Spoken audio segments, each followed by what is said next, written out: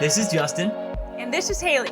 You're listening to The Price of Avocado Toast. We're a married millennial couple wanting to normalize the conversations around money. We want to hear about your highs and your lows, the do's and the don'ts on your path towards financial freedom.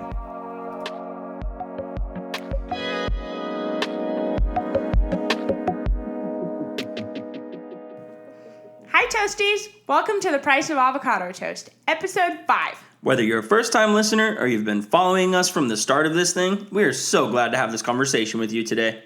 Everyone really wanted to know about the home buying process and where to even begin. So we really hope that last week was informational for you and you had some big takeaways on where to even begin when we spoke with the millennial mortgage loan officer, Kelly Pennington.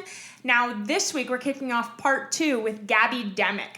Gabby and I actually did a podcasting course together in June, which is where this podcast came from. So I really hope that you enjoy this interview that we did with her. Justin's going to give you guys a little background on Gabby. So Gabby's a Massachusetts native. She's pretty well versed in her own community, but she's got some other ties to markets across Massachusetts. So if you're a listener in Massachusetts, you definitely want to follow along to this interview. Her father's been in real estate. Her family's done renovation projects throughout her entire life, and she pursued a brief career in the biomedical engineering field, but then decided that her real passion was in real estate. So she's been working as a young real estate professional since 2016, and she wanted to make sure that you guys know that while her passion is certainly helping first-time home buyers, she's definitely got some experience in new construction and luxury markets as well. So Gabby is incredibly versed in this stuff. At the end of the day, it's not about the volume of sales. Gabby wants you to know it's about this service and helping turn real estate dreams into reality. So without further ado, let's get into our interview.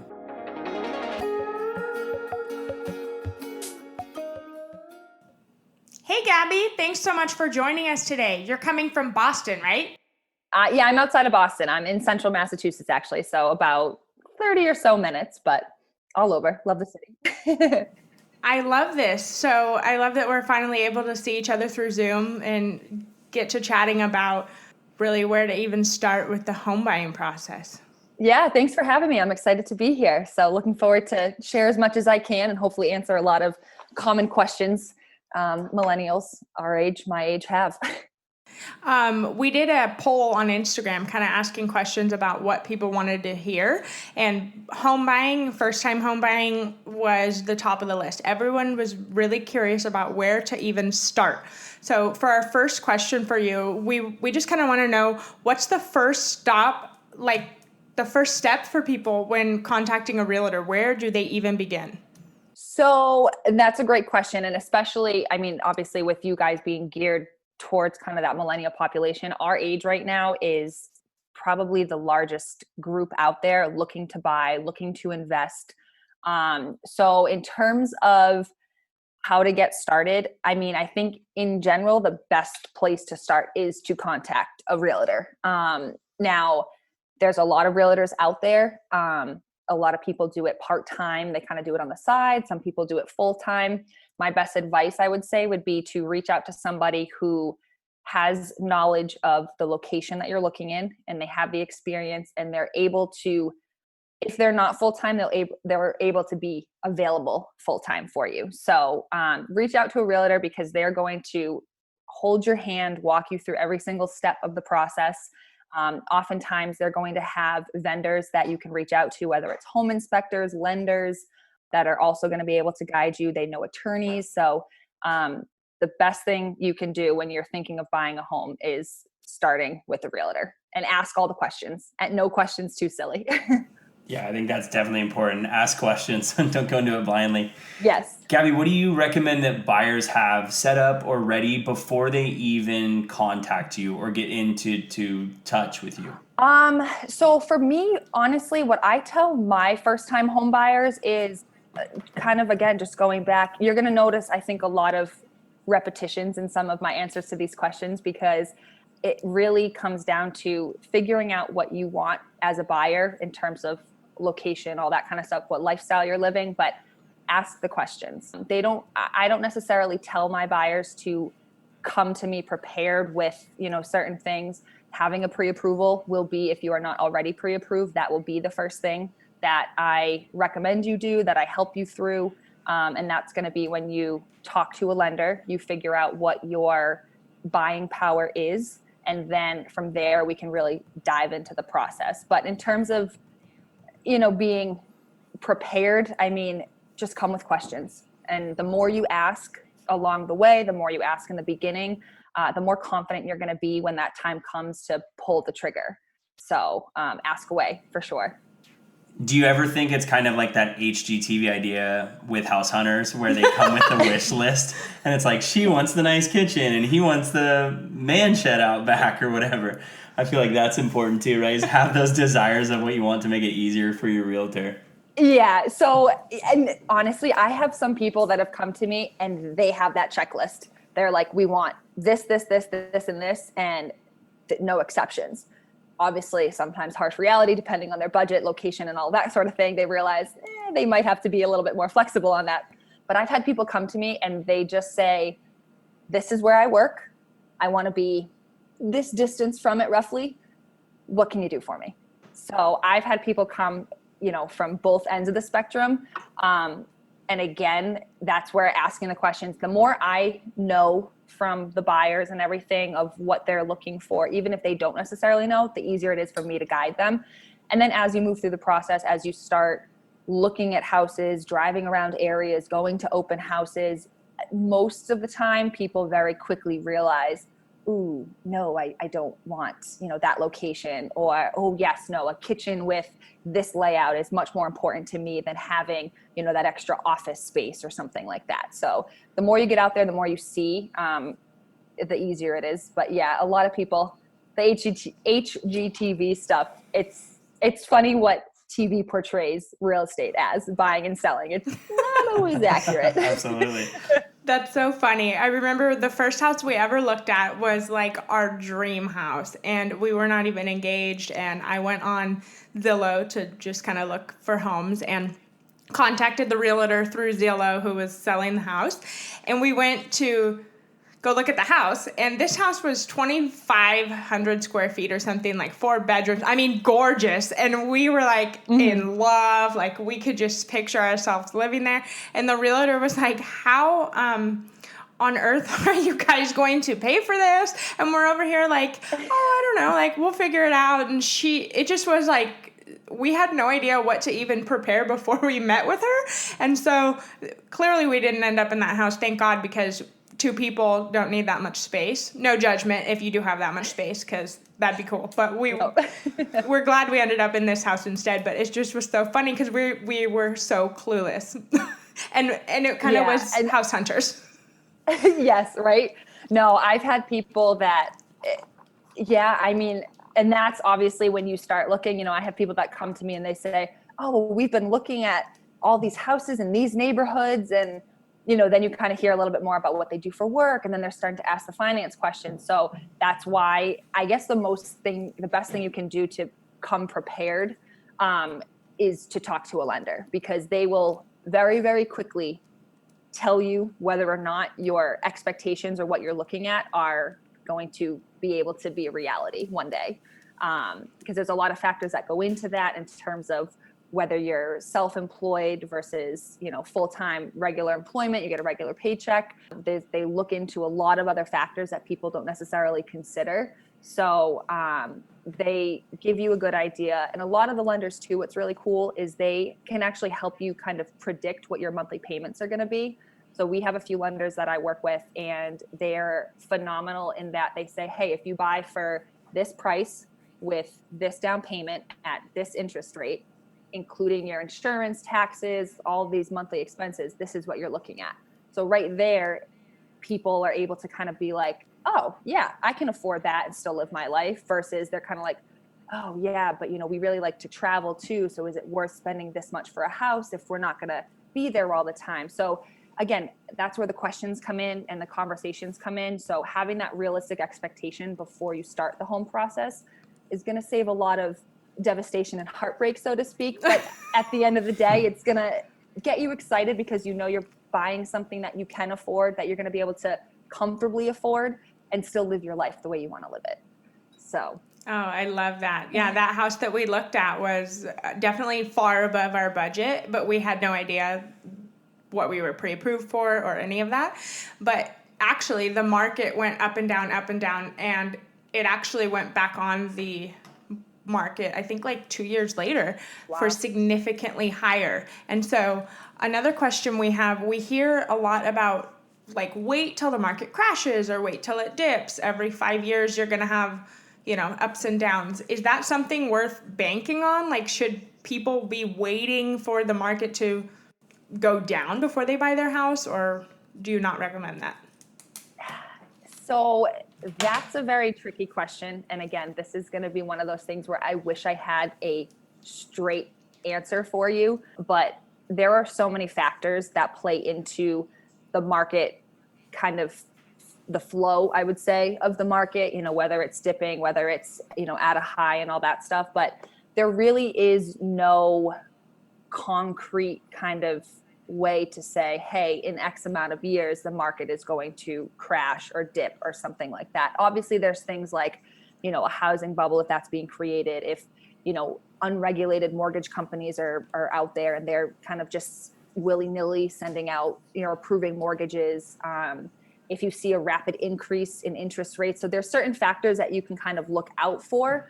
To be quite frank, I don't know how many or what the percentage of millennial buyers, so to speak, or specifically are looking into all of those little factors. So the thing that I like to say is if you are looking for an investment property, I know it's kind of a little sidestep versus your first time, your single family home or something like that. But if you're looking for maybe an investment property, the sooner you buy, the sooner you're going to see the return on your investment, because you're going to be able to kind of go through all those ebbs and flows of the different markets.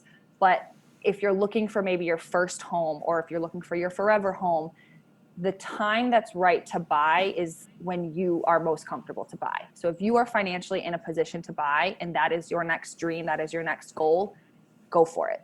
Obviously, if rates are skyrocketing, then maybe try to wait it out a little bit, because the natural just way life works, what goes up must come down at some point. But you don't necessarily know if that's going to be in 2 years, 5 years. I mean, hey, who would have predicted COVID-19 happening this year? And they actually last year were predicting that rates were going to go up, and they've done just the opposite over the last few years. So there's just too many unknowns and too many variables in there to say, hey, this is the best time to buy.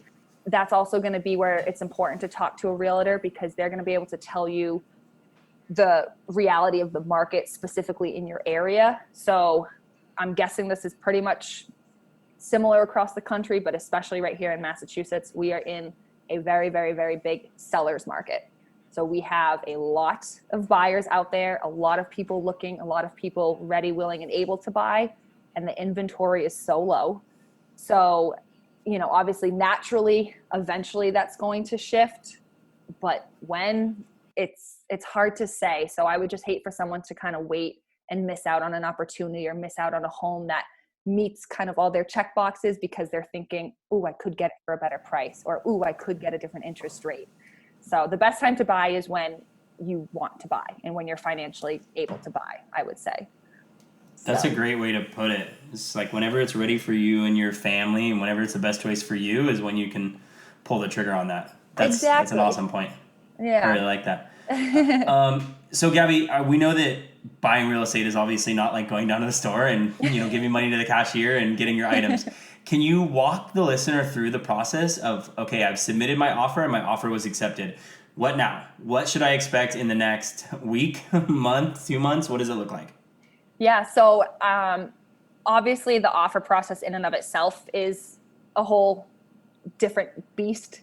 There's a lot of things that you can put into an offer that's going to kind of depict the timelines and how everything is going to play out. But basically, once your offer gets accepted, you start putting, I like, for simple terms, they're good faith deposits. So you start putting money into escrow. So once that offer is accepted, the seller signs it, and then you put your first escrow deposit down. So typically this is $1,000, maybe $2,000, depending. Again, it's going to vary situation to situation, but that's usually what we see. And that gets held by a third party, an attorney, the selling agency, and it goes into an escrow account. Basically, this is saying that, hey, you're serious, you're going to move forward with this. And then from there, you go through home inspection period. Typically, home inspection happens within the first 7 to 10 days, maybe. And then if you need negotiations after that, you can negotiate. So this is another point for you to possibly negotiate price or things that the sellers are going to take care of and repair. You can negotiate the sellers covering some of your closing costs, which for a lot of people, that is a huge, huge benefit as a buyer, because that gives you a little bit of cash in your pocket at the end of the day. And then once you're kind of through, so a lot of that happens quickly. I would say your offer gets accepted, you have the home inspection, and then you move on to the purchase and sale, usually within 2, maybe 3 weeks. So it's right out of the gates, you come swinging. At purchase and sale, so this is basically when you take everything from the offer, you take all the negotiations, hand everything over to the attorneys, and they formalize it, put it in a document that's basically saying, hey, this is when we're going to close, this is how much money is going to be put down, all the nitty gritty details of the transaction. At that point, you put a second deposit down. So again, the amount will range based on the price of the home that you're buying. I typically say if you're putting more than 5% as a down payment, I try to say, at your purchase and sale, put about 5% down in total. Now, all of this money that you're putting down along the way goes towards your down payment. So it's not in addition to the down payment. It is a part of, but the reason that you're depositing it along the way is, again, just showing that you're a serious buyer, that you're committed, and you're going to move through with the transaction. But yeah, and then from that, purchase and sale, and then a lot of behind the scenes work happens. So as the buyer, you're finding your home insurance, you're finalizing your loan, an appraiser gets sent out to the property. The attorneys are finalizing the title. So there's a lot of little things that happen in the background over the next couple of weeks, pretty much up until closing day. So a closing, typical from start to finish, from when your offer is accepted, it can be anywhere from 30 to 60 days. Typically 45 to 60 days is how long the process is, but it's going to vary transaction to transaction depending on what the seller needs, what the buyer's looking for, what the agreement is. So again, that's very high level for all of that, but hopefully that gives you a general idea of what to expect. Yeah, absolutely. What's the strangest thing that you've seen happen in the home inspection part that like realtors had to speak on or adjust? Because, for example, for us, we had a history behind our house of what it was used for prior to.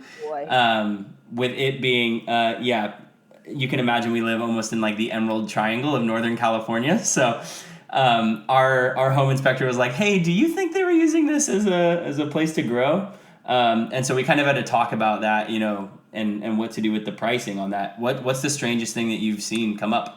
Or what's the strangest thing you're comfortable sharing? Yeah, I was going to say, it depends on how much I can expose in this episode. Strangest thing to come up in a home inspection. Honestly, nothing. I don't think really anything too outrageous. I've been on some strange showings where you've seen some pretty interesting things in the garage or in the basement that people like to hold on to or display for their own personal use or viewing. I don't really know how to say that, but going on showings, I've definitely seen some strange stuff. But inspection wise, honestly, nothing too crazy. We've seen people that have farms, animals, so they keep a lot of tools and stuff in their shed or their basement. I don't know. That's a good question. That's good. I mean, maybe that means that the sellers around there are pretty on top of it. And the home is ready to sell. Yeah, or they're good at hiding stuff if need be. Yeah, right. Exactly. Maybe that's it.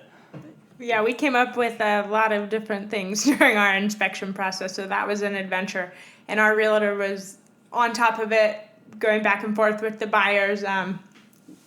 She worked really hard. Yeah, she did.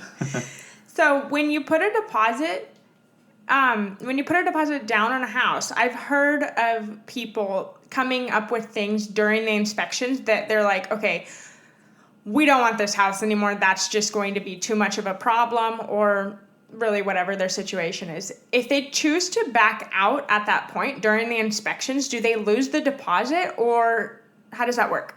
So when you write an offer, in the offer, there's a list of contingencies. So for most standard offers, you always have a home inspection contingency and a mortgage contingency. So I always, again, to just put it very loosely, for my buyers, I say you pretty much have two opportunities to walk away from the deal and still get your deposit money back.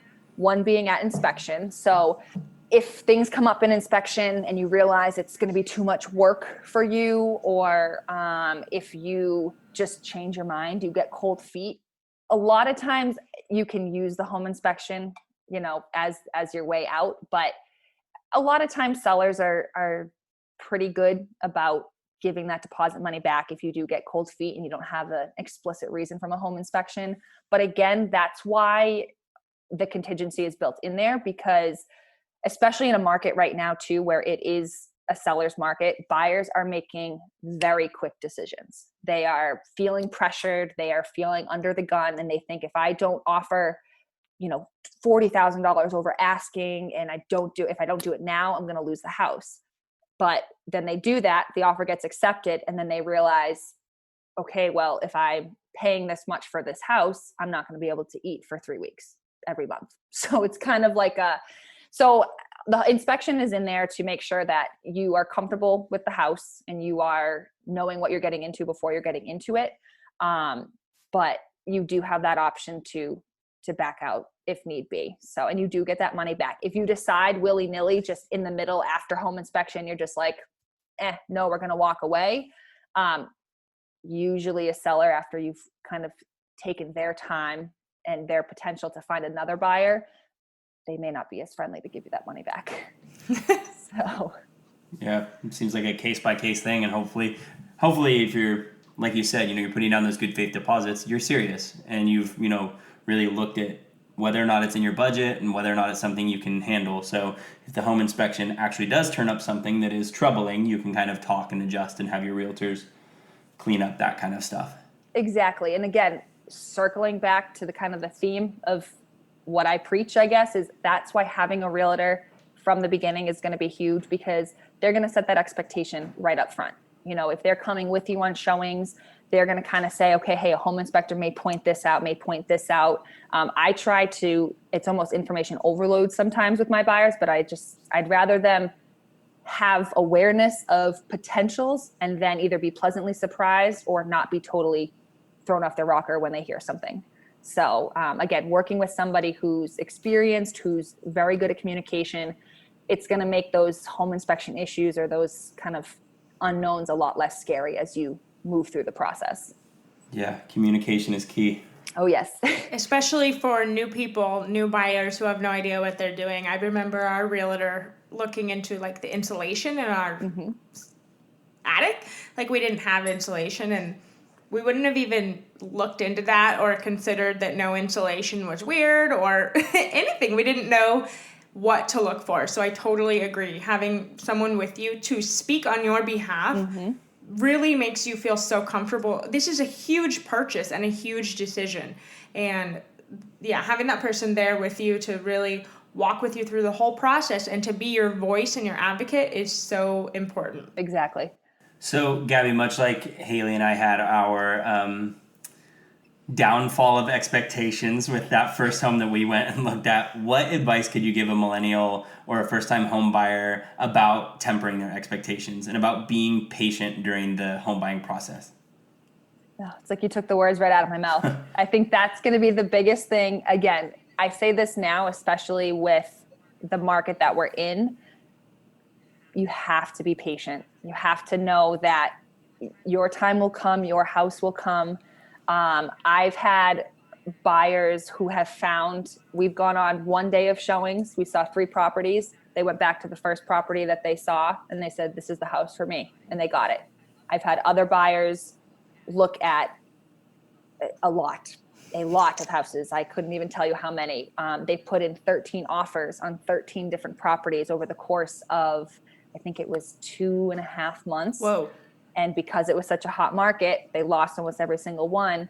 And then they finally found a house that they ended up loving above the rest of them. And they got their offer accepted for that. So patience is huge, and not getting discouraged throughout the process is going to be huge. In terms of expectations on getting the perfect home, no home is going to be perfect. So again, that's where planning ahead really before you start getting into the process of looking at houses, or even if you're just casually browsing, really make a list. What are my non-negotiables, my must-haves? And then what are things that I maybe could live without, or I could add on to a house or change about a house eventually? Because there's a few things that you can't change. You can't change the location of it. You can't change, the zip code's not going anywhere. You can't change the age of the house. You oftentimes can't change the layout of the house. I mean, if you are going in and planning on gutting a property, then all the power to you. But oftentimes the layout of it or the size of it, unless you're going to be adding a foundation and all that kind of stuff, that's not going to change. So what about a home? Location is going to be key. So what about it are you willing to settle for, or what are you willing to kind of maybe put work into? So having, the more you can have an idea of what your non-negotiables and your negotiables are going into it, I think that's going to be very helpful for you. And those are going to get tweaked along the way. As you look at more properties, like I said, you're going to realize that maybe you can live without this, or, oh no, you really do want this. But just be patient and know that the house is going to come. Your agent will help you find it. Your realtor is going to be there for you for any rejected offers. They're going to help you create strong offers. They're going to kind of point out, like we said, things that you may or may not have thought of. So just go into it excited, go into it ready, but go into it with a little bit of patience. We had many non-negotiables. We had a whole list because we thought that we were going into our dream perfect home. But one non-negotiable that we budged on a little bit was a school district. Like, we really wanted to be in a grade A school district right off the bat. Again, we bought this house. We weren't even engaged. We didn't even have kids yet. Now we have a 7-month-old who won't be in school for at least 5 years. So we really had to think about, where are we right now in our lives? And yes, we do want to be in a good school district for our future children. However, that's a long ways down the line. So we were able to kind of say, okay, that non-negotiable, yes, long term, this is not our forever home. So we will be moving eventually. So we will be here until our children go to school, and then we can find somewhere that ticks that non-negotiable for us. So I really like kind of just settling into what is important at this time in my life, not forever, because a forever home is I feel like people find many forever homes and then they don't actually really stay there forever. So that's more just a saying than a reality. But yeah. So when you are buying a home, there's lots of questions coming our way about hidden fees, hidden costs. What can you tell us about closing costs and any additional fees that would come up that our listeners can help to prepare and budget for? Yeah. So there shouldn't be any hidden anything. I promise you, if you're working with the right people, nothing will be hidden. Nothing should be a surprise. But there's a lot that people don't realize. A lot of times people think, okay, I need down payment. I need, to be able to pay for the home inspection and closing costs. But what exactly are closing costs? So in terms of what they entail, they pretty much, a good way to estimate closing costs, I would say, is they say consider them anywhere from 2 to 5% of what your purchase price is.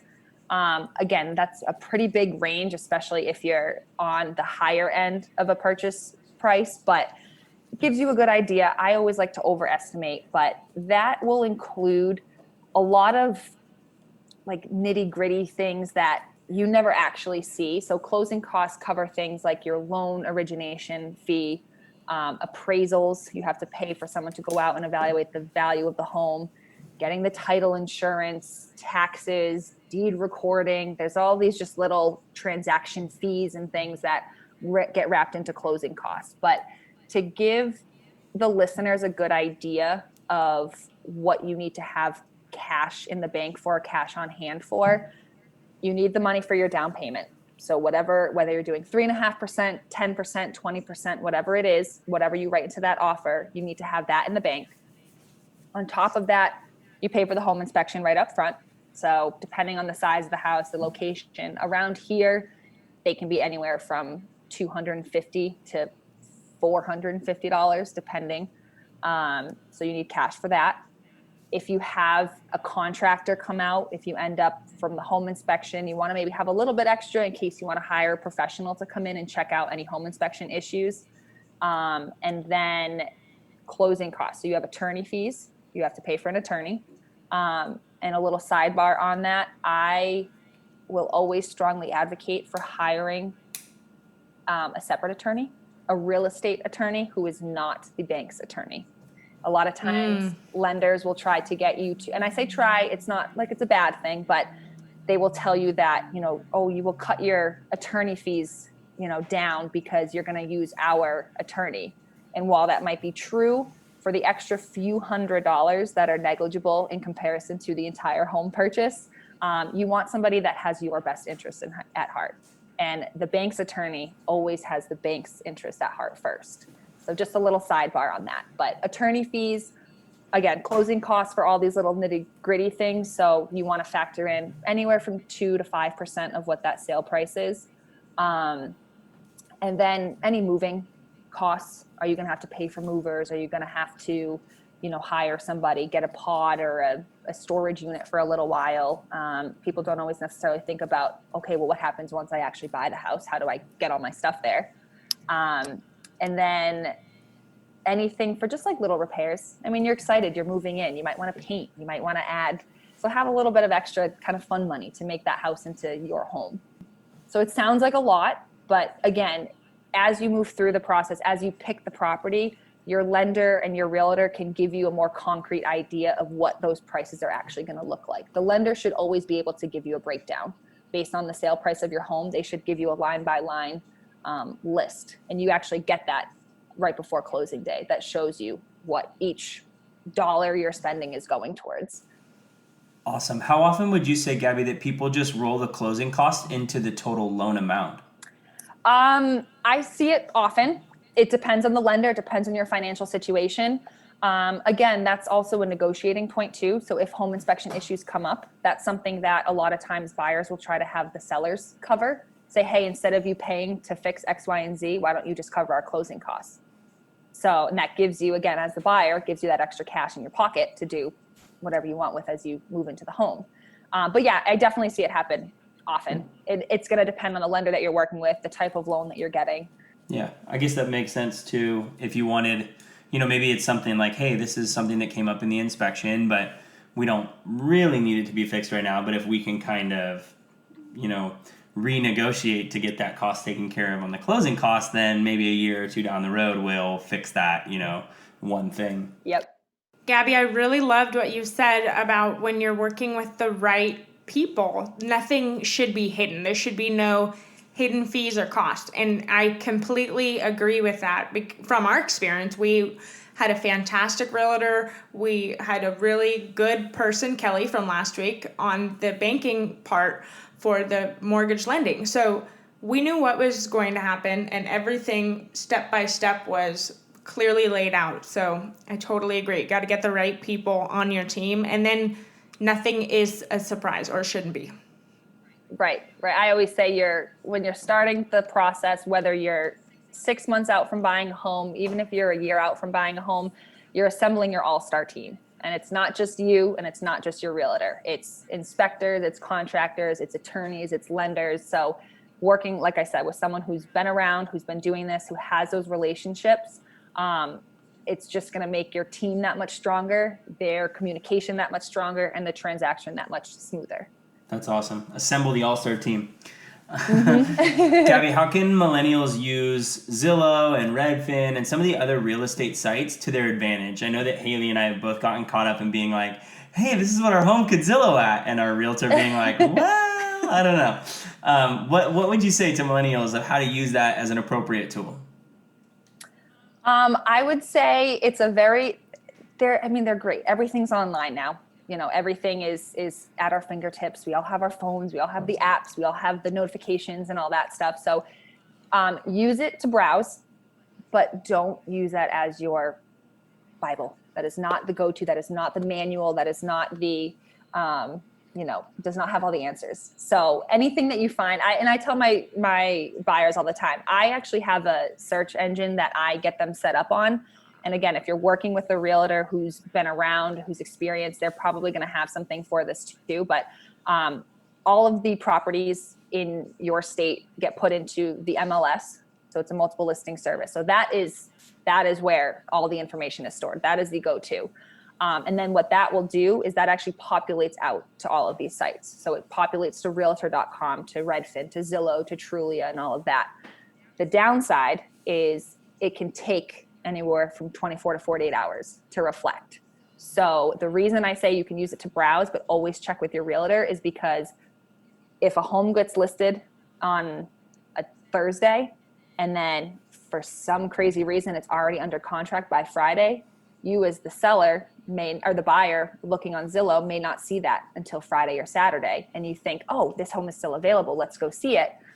Unfortunately, it's not. So they're great to look at. They're great for the pictures. They're great for very basic information. But just always double check it with your realtor. Make sure that the information on there is accurate. Your realtor has access to a lot of other tools. They can look up the history of the property. They can look up any attachments. So a lot of times sellers are going to be attaching disclosure forms telling you the condition of the home, any work that's been done. They let you know if there's lead paint in the home. Being in Massachusetts, that's a big requirement. If a home was built prior to 1978, you have to attach a lead paint form, just because older homes, the paint that was used caused damage. We just have a lot of that around here with the older homes and everything. So sellers will sometimes share updates. If they've done a whole bunch of work to the house, you won't see all that information on Zillow or Trulia or Realtor.com necessarily. So they're great for kind of getting your feet wet and for seeing what's out there, but definitely, again, use a realtor. Yes. It's only going to make it easier. When we started working with our realtor, the MLS was set up, and it was set up based on what we could afford and our pre-approval. So I really liked that because we weren't browsing things that were way out of our range. Yes. So yeah, get on there. There was so much more information too. Like Zillow just seemed to be very basic, and there were even listings on the MLS that I couldn't find anywhere else. So it depends on how agents do it, but I think that's a really good point that you bring up too. It keeps your blinders on because again, we're trying to avoid heartbreak and everything. So when you can only afford, a $400,000 house, you're not looking at those ones that, oh my gosh, it's the beautiful backyard, the granite countertops, the brand new, kitchen and the patio set for $750,000. So it's fun. It's good it's great to dream. Definitely do that. But keeping the blinders on is, again, just going to keep your stress levels down. It's going to keep you excited about the process. And yeah, there's a ton of information on there. Mortgage calculators are a little bit more accurate through the MLS too. I don't know if you guys had access to that. You can look at the property records, so you can see the mortgage history. You can see when it was built, all the details of it. It's all public information, and that's the funny thing is a lot of people don't realize what we present to them. You can actually go find yourself as a buyer, but knowing what it means, knowing where to find it, and having it readily accessible is something that people don't always want to deal with. Yeah. So, makes it easier when your realtor just puts it right into your email every morning. Yep. Definitely. For sure. So we have screwed up so many times with our money. Like, we have an ongoing list of things that we have done wrong, and thankfully we bought a house. We could have just blown the inheritance completely, but at least we have a house. So for you being a realtor, if you were to put a stop sign on the path of someone's journey, what would you stop them from doing? Trying to do it alone. And that's my spin on use a realtor. But I say it, and it's funny. I feel funny saying it because everyone's like, well, you're a realtor, you have to say that. Yes. But I have seen buyers try to go it on their own. I have seen sellers try to go it on their own. And does it work out sometimes? Yes. But more often than not, there's unnecessary headaches. There's unnecessary issues that come up. There's a lot of stress. There's a lot of unknowns. There's a lot of just, things that go wrong that could have been avoided when you try to go it alone. So having somebody right there, as we've said 1,000 times at this point, to tell you what to expect, to share their knowledge with you, to guide you through the process, it's worth it. And for buyers, just a fun fact, you don't actually pay your realtor 9.999 times out of 10. Occasionally there's weird things that come up, but it's no cost to a buyer. So the agents get paid through the commission from the seller's side. So once the sale closes, that's how the agents get paid. So it would almost be, it's somebody giving you free advice and assistance and everything. So why not take advantage of it? So I think that would be the one thing I will forever and always stress. Just use an expert, work with them, let them help you. You're going to be very, very glad that you did. Yeah, definitely. That's such a good point. I forget that it's the seller that's taking care of the payment for the realtors. And so it really is like you're getting guidance and support along the way. And if it's somebody that's, an all-star on your team, they may be working for you almost around the clock doing some things at no cost to you, basically. It's just to make sure that you get what you need. I always forget about that. And that's so important. I'm so glad you mentioned that. Yeah, I had no idea who took care of all of those closing costs or really anything. I mean, we were literally clueless when we started this process. So I'm so glad that we're doing this episode so people can get a little ahead of the game when they start their process and they're not where we were, which is completely clueless. But yeah, our realtor was so helpful, reaching out to us like all hours of the night, just like answering text messages and phone calls and going to showings with us. And we had 2 homes denied before we got this one. So that happens, but it was a long process trying to just figure out where we're going to be. And finding the right person is huge. So I'm so glad that you stressed the importance of working with a realtor because, we couldn't have done it without our realtor. It is. It ends up, and a lot of times it ends up becoming, it's a relationship beyond the home buying process. And I think that's part of why I love it is a lot of time, like right now where I'm at in my career and even just age wise, I just happen to have a lot of friends and acquaintances and coworkers that have gone through that are starting to go through the process. So I know a lot of people, but even the buyers that I've met through referrals and everything, we keep in touch. It's such a exciting process. It's such a big process that you go through. So, and you build so much trust and communication with these people. So it doesn't just end once the transaction is done. Like once the closing day happens, it's not over. We check in, I grab drinks with these people. You know what I mean? It's really cool, a cool way to meet new people, learn so much about different ways of life and how people, what they want, what they don't want. That's something I've been actually thinking about a lot recently is there are so many different opinions, wants, needs, views on things, but I've made some really, really good friends through the transaction process. So I wouldn't trade it for the world. That's great. Definitely. It is a very intimate thing that you're helping them do. They're buying a home is, unless you just have a lot of money to spend, it's one of the most expensive purchases you make. And it's where you picture your family growing up and bringing your kids home from the hospital and all of these, like we got engaged in our backyard. Like a lot of things have happened in this house. So it's a very intimate thing that you're helping people do. So I love it. Thank you so much for coming today and helping us really sift through all of these answers and questions for everybody. Where can people contact you? Where can they find you? And your podcast. I know. So the podcast is coming soon, but in the meantime, so the podcast will be, just to give everyone a quick overview. It is going to be mostly real estate focused. It's not only talking about the process and the ins and outs of buying and selling a home and who to work with and what to expect, but I'll give you a little taste of just life and being a realtor and how to navigate different seasons, because you are building a business, you're building relationships, you oftentimes are sometimes a therapist, because like you said, as you build these memories, the people are, building memories, they're selling these places where they've lived for a long time. So I'll share some little tips and tricks on how to kind of navigate different seasons of life, how I navigate it while building the business, how you deal with different types of people. So that will be coming soon, end of this month, actually.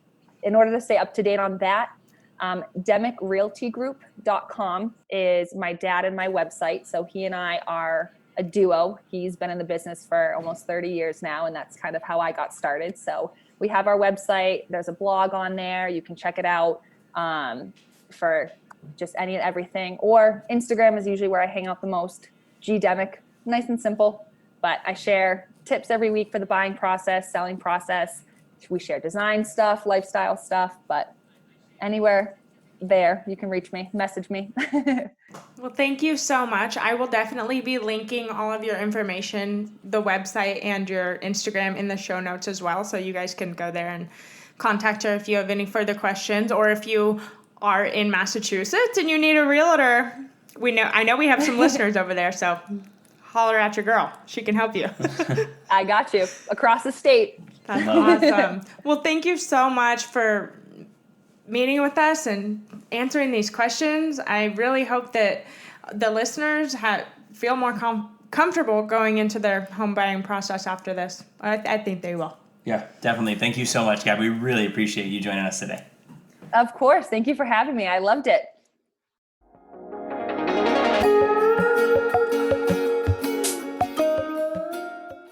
That was such a fun interview with Gabby. I'm so glad we were able to have a millennial realtor on to give you guys some answers to those questions that you posed for us on Instagram. Make sure you guys tune in next week while we talk about how to really normalize conversations about money with your family, and specifically with children in your family. It's really important for people to have these conversations, because you don't want long-term issues to arise and to not really understand where things stand in your family. So make sure you listen. That's going to be a wrap on this episode of The Price of Avocado Toast. As always, we are so glad to have had this conversation with you, and we're so proud to be part of this community. Happy budgeting. You've got this, Toasties. If you're interested in speaking more with a financial coach, hit up our coach Ryan at MeFinanciallyFree on Instagram. Use the promo code HELP50 in the consultation notes section to receive 50% off. Thank you for listening to The Price of Avocado Toast. Be sure to subscribe wherever you listen to podcasts. If you vibed with this episode, we would love it if you shared it on your social media and tagged us so we can say thanks.